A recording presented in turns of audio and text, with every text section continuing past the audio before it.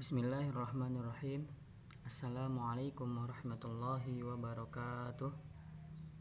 Perkenalkan, kami dari kelompok 3 akan mempresentasikan sebuah makalah.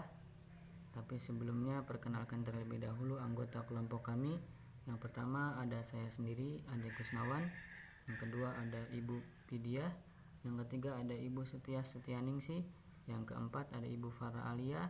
Dan yang kelima ada Ibu Ika Nirat Masari. Pada presentasi kali ini kami akan membahas tentang dua materi. Yang pertama yaitu pemilihan pendekatan, metode, dan teknik pembelajaran. Yang kedua ada penyusunan langkah-langkah pembelajaran. Pemilihan pendekatan, metode, dan teknik pembelajaran. Dalam materi ini kita akan membahas dua aspek. Yang pertama yaitu memahami kembali pendekatan, metode, dan teknik pembelajaran. Yang kedua, strategi penentuan pendekatan, metode, dan teknik pembelajaran.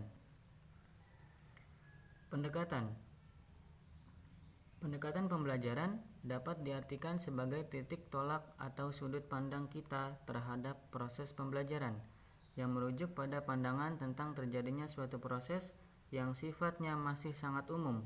Di dalamnya mewadahi, menginspirasi, menguatkan, dan melatari metode pembelajaran dengan cakupan teoritis tertentu. Di sini ada 4 jenis pendekatan. Yang pertama yaitu pendekatan konstruktivisme. Dalam pendekatan ini, para siswa diberdayakan oleh pengetahuannya yang berada dalam diri mereka.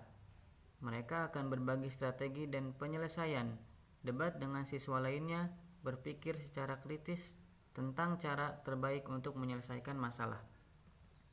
Yang kedua ada pendekatan pemecahan masalah. Ketika proses pembelajaran di kelas berlangsung, guru terlebih dahulu menghadapkan siswa pada sebuah masalah dan menugaskan siswa untuk mencari solusi yang bisa digunakan untuk memecahkan masalah tersebut, hingga akhirnya siswa memperoleh pengetahuan sesuai dengan tujuan pembelajaran tersebut. Yang ketiga, ada pendekatan open-ended. Pada pendekatan ini sebenarnya hampir mirip dengan pendekatan pemecahan masalah. Hanya saja dalam pendekatan ini siswa dihadapkan pada suatu permasalahan yang sifatnya terbuka, dalam artian memungkinkan adanya banyak alternatif jawaban. Dan yang terakhir ada pendekatan realistik. Dalam hal ini siswa diberikan permasalahan yang bersifat realistik, yang berarti permasalahan-permasalahan yang bisa dipecahkan oleh siswa berdasarkan daya nalarnya sendiri. Metode pembelajaran. Metode pembelajaran dapat diartikan sebagai cara yang digunakan untuk mengimplementasikan rencana yang sudah disusun dalam bentuk kegiatan nyata dan praktis untuk mencapai tujuan pembelajaran. Di sini kita tuliskan beberapa metode pembelajaran, yaitu ada 10. Di antaranya ada metode ceramah, metode diskusi, metode tanya jawab, kemudian yang keempat ada metode demonstrasi, dan yang kelima ada metode pemberian tugas dan resitasi. Kemudian yang keenam ada metode eksperimen. Yang ketujuh ada metode problem solving atau pemecahan masalah. Yang kedelapan ada metode bimbingan. Yang kesembilan ada metode karya wisata. Dan yang kesepuluh ada metode sosiodrama. Selanjutnya teknik pembelajaran. Teknik adalah cara konkret yang dipakai saat proses pembelajaran berlangsung. Guru dapat berganti-ganti teknik meskipun dalam koridor metode yang sama. Satu metode dapat diaplikasikan melalui berbagai metode pembelajaran.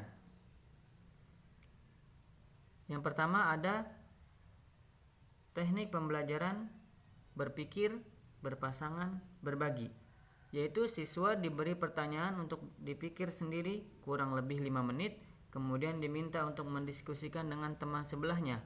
Setelah itu guru menunjuk salah satu siswa untuk menyampaikan pendapat. Yang kedua ada kolaborasi belajar kelompok.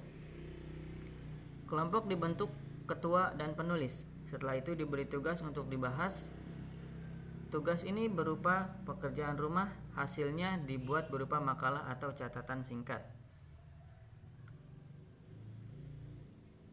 Yang ketiga, ada debat. Diskusi dalam bentuk debat dilakukan dengan memberikan isu yang dikontroversialkan sehingga terjadi pendapat-pendapat yang berbeda dari siswa. Yang kemudian selanjutnya ada pertanyaan ujian. Untuk mengetahui penguasaan materi, siswa tidak hanya memberikan tes, namun bisa juga meminta siswa untuk membuat soal ujian dan kemudian dijawab oleh siswa lain. Artinya, siswa saling bertukar soal. Kemudian selanjutnya ada kelas penelitian, yaitu diberikan untuk sebuah tugas perancangan atau proyek kelas yang cukup besar. Tugas ini diberikan pada awal semester dan dikerjakan dalam waktu yang cukup panjang, kemudian dipresentasikan. Kemudian selanjutnya ada menganalisis studi kasus. Guru atau pengajar memberikan sebuah studi kasus kepada seluruh siswa dan siswa menganalisis kesalahan pada kasus tersebut dan memberikan solusi. Kemudian selanjutnya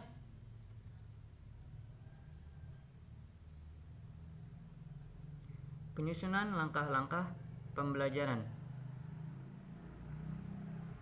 Yang pertama ada konsep dasar penyusunan langkah pembelajaran. Dalam penyusunan langkah-langkah pembelajaran ini kita akan membahas 4 materi. Yang pertama, konsep dasar penyusunan langkah pembelajaran. Yang kedua, kriteria penyusunan langkah pembelajaran. Kemudian yang ketiga, tahapan dan ruang lingkup tahapan. Yang keempat, strategi penyusunan tahapan pembelajaran.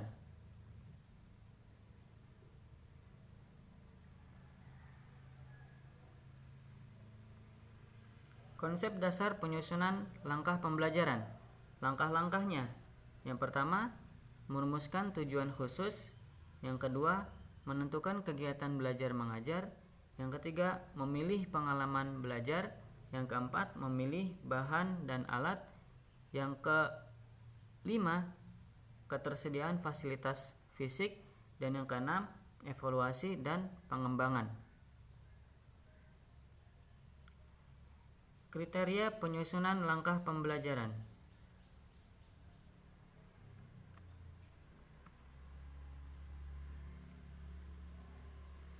Beberapa hal yang perlu diperhatikan sebelum menyusun langkah-langkah pembelajaran adalah yang pertama, mengidentifikasi faktor pendukung dan penghambat.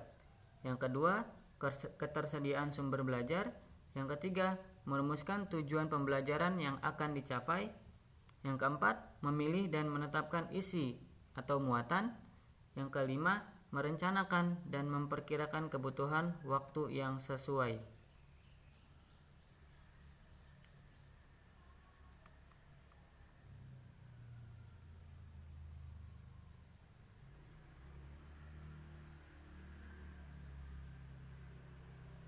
Tahapan dan ruang lingkup tahapan. Tahapan pembelajaran. Dalam tahapan pembelajaran ada 3 aspek. Yang pertama, tahap persiapan atau perencanaan. Yang kedua, tahap pelaksanaan. Dan yang ketiga, ada tahap penilaian atau evaluasi. Sedang ruang lingkup tahapan, yang pertama ada bahan pembelajaran. Yang kedua, ada petunjuk belajar. Yang ketiga, ada kompetensi yang akan dicapai. Yang keempat, konten atau isi materi pembelajaran. Yang kelima, informasi pendukung. Yang keenam, latihan-latihan. Yang ketujuh, petunjuk kerja. Yang kedelapan, evaluasi. Dan yang kesembilan, ada respon terhadap hasil evaluasi. Strategi penyusunan tahapan pembelajaran. Pembelajaran awal atau pendahuluan. Tahapan-tahapannya adalah yang pertama, orientasi. Yang kedua, ada apersepsi. Yang ketiga, ada motivasi. Yang keempat, pemberian acuan. Dan yang kelima, ada penjelasan mekanisme.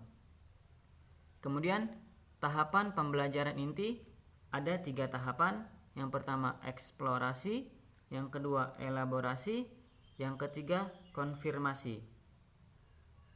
Kemudian tahapan pembelajaran akhir ada 3 tahapan. Yang pertama penguatan materi, yang kedua kesimpulan, dan yang ketiga penilaian dan refleksi.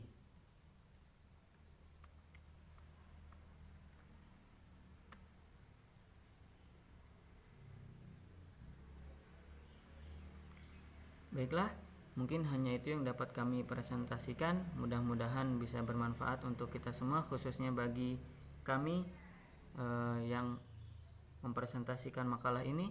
Kurang dan lebihnya kami mohon maaf.